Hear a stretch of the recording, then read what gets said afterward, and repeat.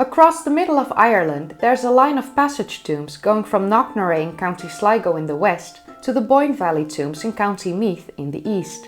The Neolithic burial practices spread across this line, which started at least 6,000 years ago. All four major passage tomb cemeteries of Ireland are situated along this line.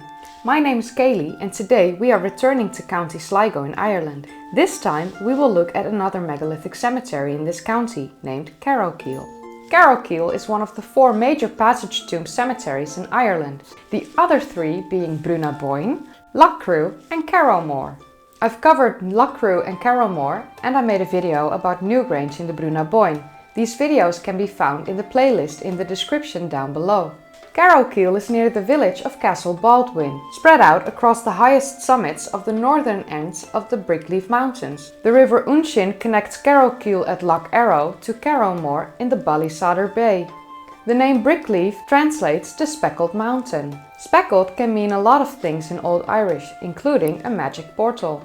There are two other speckled sites in Sligo, Tobernaveen near Carrowmore and the Cursing Stone near Inishmurray. The Brickleaf Mountains cover an area of 25 square kilometers. They are a series of parallel limestone ridges with cliff-edged valleys in between, running from northwest to southeast. The shape of these mountains are like a gigantic hand. The Tully Mountain forms the thumb, and the Trenskrabach, Carnmore, Carrowkeel and Dunaverach mountains are the fingers. It has two major hills. Keshcoran at 359 meters is the tallest, and Carrowkeel with 321 meters is the second tallest. The cairns of Carrowkeel are built with locally quarried limestone and are visible as small bumps on the ridges of the Brickleaf Mountains for many miles. There are 14 cairns that are part of the Carrowkeel megalithic cemetery complex. All these cairns are dated to be constructed between 3400 BCE and 3100 BCE, making the oldest over 5400 years old. Bones of at least 32 individuals were found during the excavations in 1911.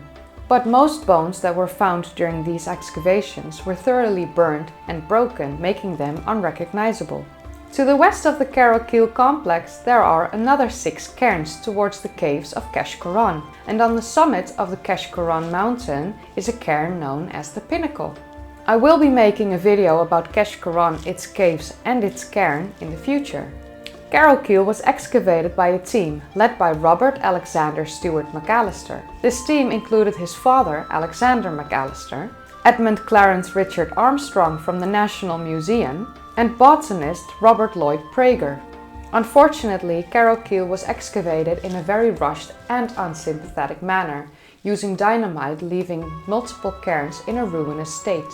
I will also give you a warning, as I've done in the past.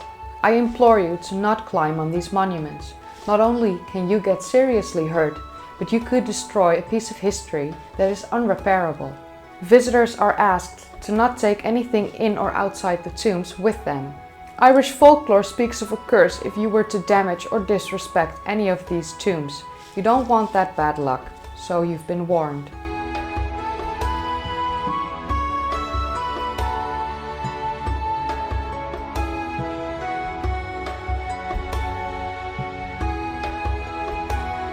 We will now take a closer look at the cairns of Carrowkeel. Cairn A stands on top of Tully Mountain, which is the thumb of the hand. It's 3 meters in height and 14 meters in diameter. It is somewhat isolated from the rest of the cairns, perhaps belonging more to the Keshcoran west of Carrowkeel. But it is sited at a place where Cairn B is still visible. Cairn A looks like a small green bump on a hill, as it's a grass-covered, unopened cairn. It was discovered in 1911 by Prager when he went on a field walk. McAllister considered this cairn to be too small to contain a chamber, and thus unworthy of excavation. Cairns without chambers were considered to be xenotaphs. A xenotaph is a monument to people buried elsewhere. We don't know for sure what Cairn A was designed for, but it has an amazing view of the Brickleaf Mountains and across Sligo. It serves as a platform to watch the movements of the sun culminating at the midsummer sunset. As the sun descends, it appears to roll down the hill towards the notch of Keshcoran. The use of these mounds as platforms to observe the movements of the sun and stars was an overlooked aspect of the monuments by antiquarians. Cairn B is situated on the top of Trens Krabach. It's difficult enough to reach this cairn, but it is one of the few in good state of repair. With its diameter of 22 meters, it's one of the larger cairns at Carrowkeel, and it has one of the most intact chambers in this complex. The entrance is high up in the cairn. The passage is about 3 meters long, and it opens to a small chamber without side recesses. In ancient times, a high threshold was to keep bad energies out of a building. As with the other cairns in Carrowkeel, the chamber has been constructed with massive slabs of limestone, and it has 2 half-buried siltstones which divide the passage and the chamber. If you sit up against the right-hand wall, you can clearly see Knocknarea, as this chamber is aligned with Carrowmore and the Knocknarea mountain. The passage is oriented too far to the north for the sun or moon to shine into it. It's most likely aligned with some of the constellations as they set over Carrowmore. In 2010, a local archaeologist named Robert Hensey discovered the first panel of megalithic art found at Carrowkeel. The designs of 2 small spirals are difficult to be seen with the naked eye and were discovered by taking numerous photos. Spirals in megalithic art are thought to represent currents of energy moving through the chamber.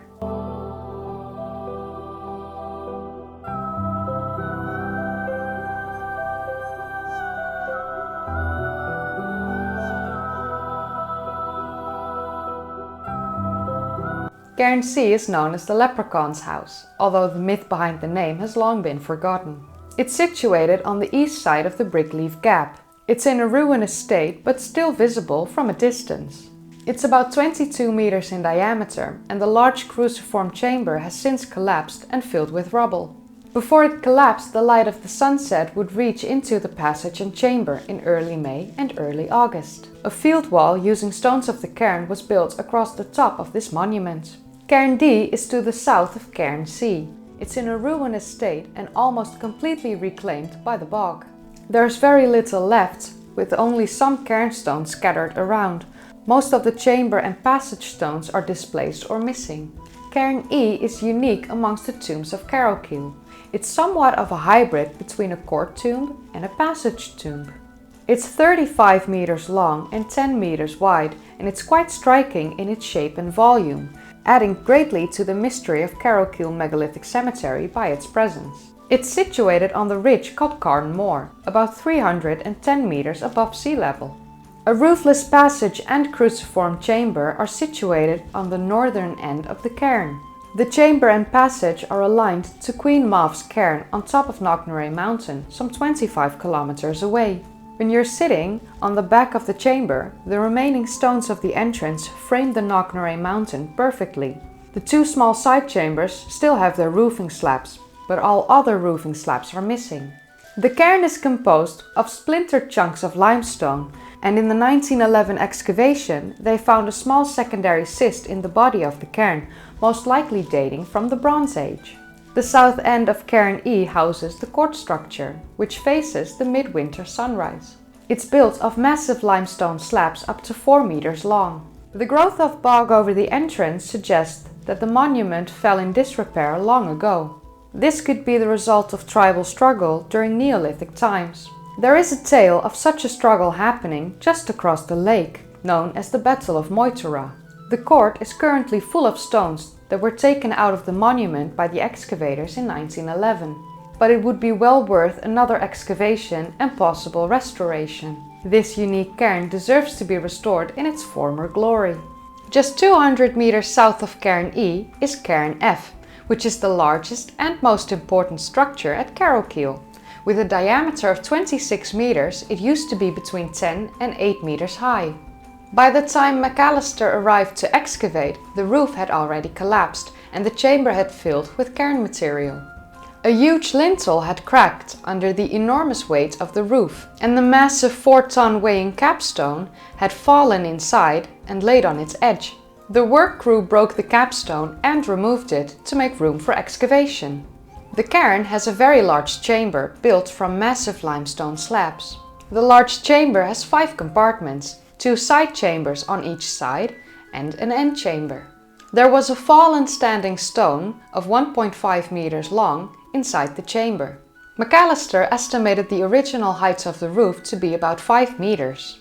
He found this to be one of the most impressive and interesting ancient structures remaining in Ireland. If the cairn ever gets cleared up, the fallen standing stone will prove to be of great significance, since it's such an unusual feature. In 1911, the chamber had been completely cleared of all loose stones. It showed the inner structure to be an amazing piece of architecture. The passage and chamber are approaching the scale of the larger cairns in the Boyne Valley, being approximately 8 meters long from the entrance to the backstone. The first set of side chambers are 3 meters across, and the second larger set is about 4.5 meters across. The capstone is estimated to be 5 meters above the floor. The passage and chamber are aligned north, to the pole star. Beside the limestone pillar in the chamber, the excavators found 8 water-rolled limestone pebbles.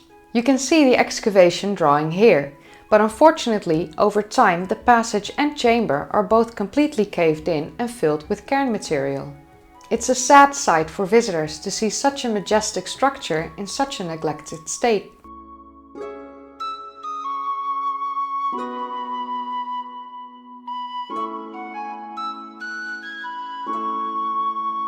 The best preserved monument at Carrowkeel is Cairn G, which is a fine example of an Irish passage tomb which had been little disturbed over the past 5,500 years.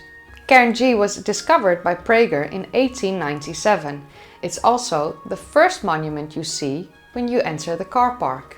It's situated on the north end of the Carrowkeel mountain, about 219 meters above sea level. The base of the cairn and the north side are buried under the bog, with one curbstone visible west of the entrance. The diameter of the cairn is about 21 meters, and there's a large flat slab on the western side, which probably covers a cyst. The chamber is a great feat of engineering and was much admired by Macalister in his writings of the 1911 excavations. There's room for several people inside the chamber, and the floor is covered with loose cairnstones. The walls are composed of 8 orthostats, which were split and trimmed to give a fine sense of symmetry. The 3 side chambers all have a window-type slot over each of them and are flanked by orthostats on each side. The unusual and unexplained window-type feature, which is found in Cairn K as well, is a unique element of the Carrowkeel building style. The stone door slab still remains in place and has an unusual slit in the right-hand side. The Carrowkeel builders were excellent stonemasons, judging by the craftsmanship of this chamber. But the most intriguing feature is the roof box and midsummer sunset alignment. The only other example currently known in Ireland is the roof box at Newgrange, which is aligned with the winter solstice sunrise. The main difference between the roof boxes of Newgrange and Cairn G is the length of the passage. The passage at Newgrange is about 19 meters long from the entrance to the backstone, while at Cairn G this is only 2 meters. This means that the light of the sun almost immediately enters the chamber of Cairn G, and for about 2 months around the midsummer sunset illuminates the inside of the chamber. While at Newgrange, the light of the sun only reaches the chamber for a few days around the winter solstice sunrise. Around the winter solstice, the setting full moon will illuminate the chamber of Cairn G in the same way the sun does in the summer. Only 75 meters to the south of Cairn G is Cairn H. Unfortunately, it's in a ruinous state with a collapsed roof and a caved-in chamber. In 1911, when Macalister was excavating this monument, it was recorded to be about 30 meters in diameter, which would make this the largest monument at Carrowkeel. It's the only monument at Carrowkeel with a double row of curbstones, smaller sandstone boulders on the outside of the monument, and 2 meters to the inside there are larger limestone slabs as the inner curb. This is the only cairn which had an open entrance when the excavators came for their research, although a fallen stone blocked the passage not far from the entrance. They entered the cairn from above, removing tons of slabs and stones, supposedly with the aid of dynamite, which is the reason for the present state of the monument. The chamber was in a pentagonal shape, with a curved passage towards the entrance. Cairn H is aligned with the sunsets between the equinoxes and the summer solstice, and it's probably aligned with the setting of one of the lunar standstills.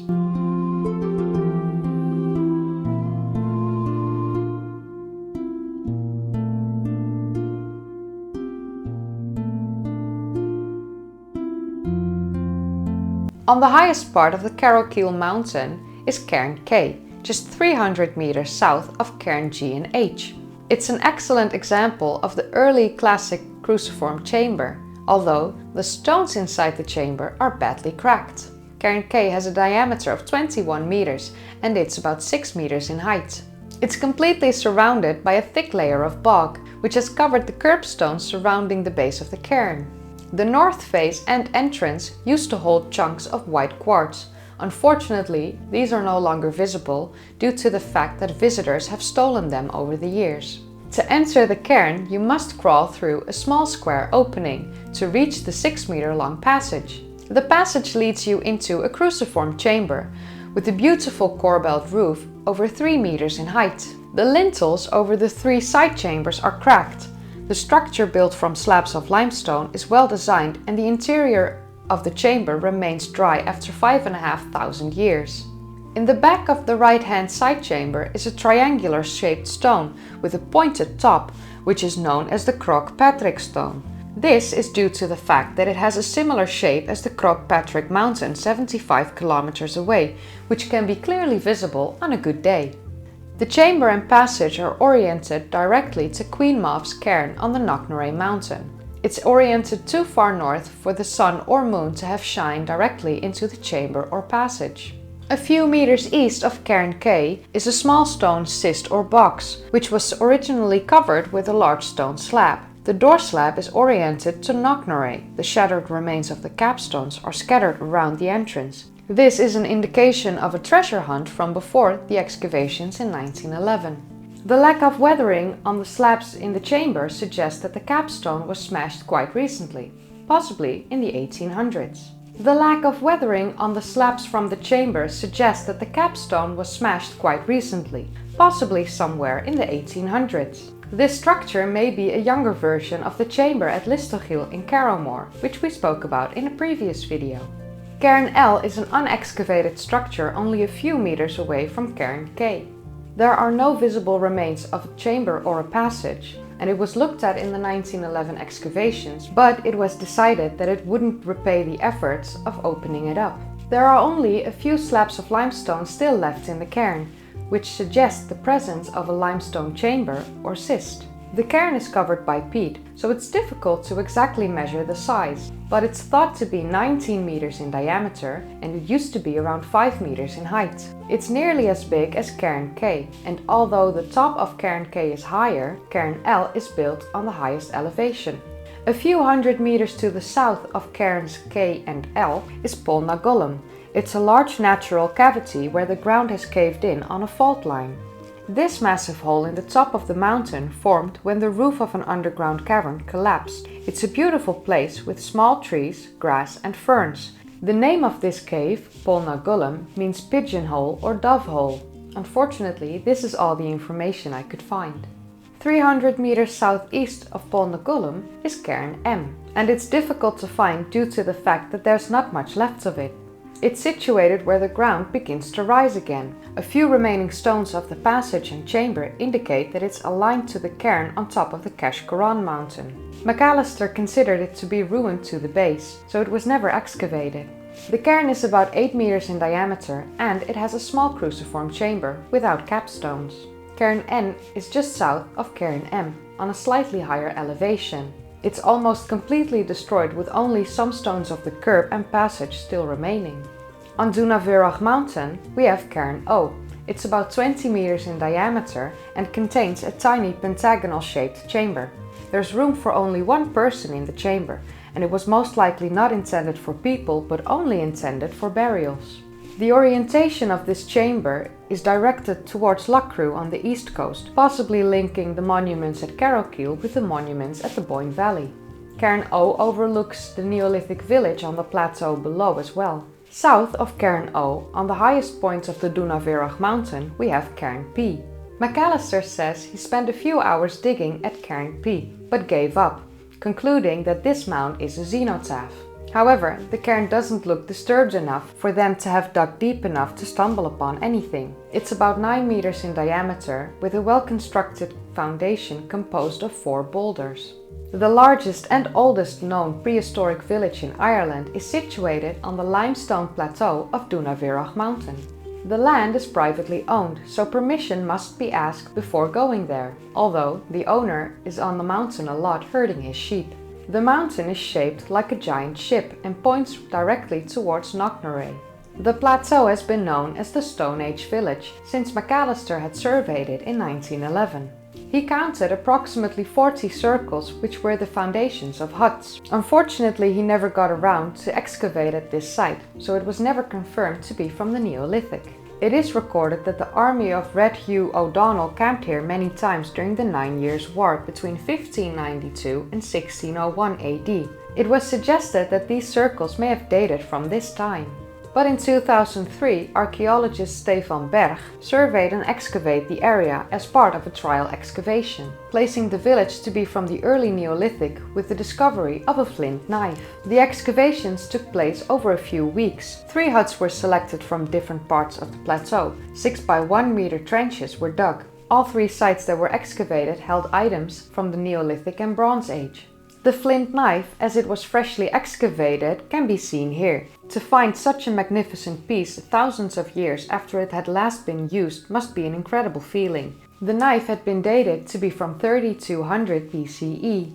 The survey recorded 180 circles of different sizes ranging from 6 to 20 meters in diameter and several other enclosures on the plateau. They are the foundations of huts, which would have had low stone walls and most likely were roofed with thatch onto framework around a central pole, as shown here. The hut foundations date to the Neolithic, and a series of Bronze Age dates indicate that this site was inhabited for a long time. The largest circles are on the east side of the plateau, overlooking the lake below. Satellite imagery appeared to show 270 different circles. If this is actually the case, that would make this the biggest hut site recorded from the Neolithic. And of course it is believed that these huts were connected with the builders of the cairns. The area around Carrowkeel has a lot of caves and even some cairns, especially on the Cash Coran mountain. I will cover that in a future video, as this video has turned out to be a lot longer than I previously expected. If you enjoyed watching, then don't forget to give it a thumbs up. Subscribe if you like to see more of these kind of videos, and click the bell icon for notifications every time I upload. If you haven't seen my previous videos yet, then click the card in the upper right corner or click the link in the description down below. And for now, thank you for watching, and I'll see you in the next one.